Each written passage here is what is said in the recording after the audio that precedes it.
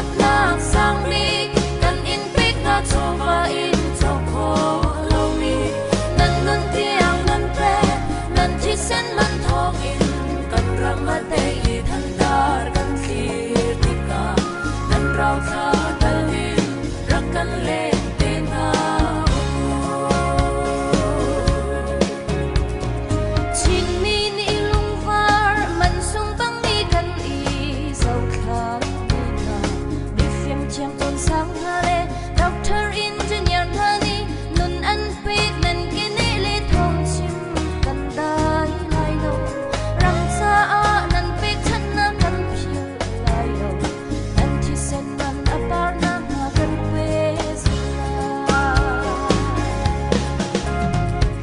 re sung wa liam sia ram do tu vial te na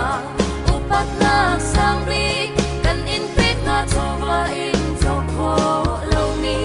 nan nun tiang nan pe nan chi sen man thong in kan ramate I thandar kan khir tika nan rau tha dalin rakan le te na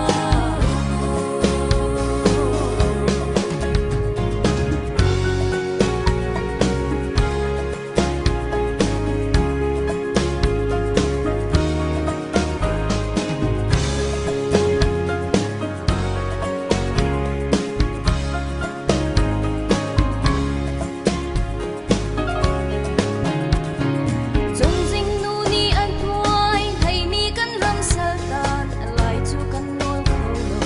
Pastor Evans business zong tai te in an khau lo an chol chang ral sang tu tin kan lo ti kan zalon na ka so an pe khop bil bu in khesa chang na tung chu lo in kan ram sa a chuan tri hau si ri sung wal liam sia ram do tu vial te na upat na sang ri kan in pek na chova in chokho lo mi nan nun tiang nan pe nan chi sen man thong in kan ramate I thandar kan khir tika nan rau tha dalin rakan le te na King viang mang in sin len ni ram dau then na cha tin rung on ton na in chung kha rian kal ta kin chan man tin ram cha a lung rualin sa ni mi rem lo in ram cha chuan na mi phun cha nan pe chan na ka pa te la tai na than tar kan khir riam rung khuang lo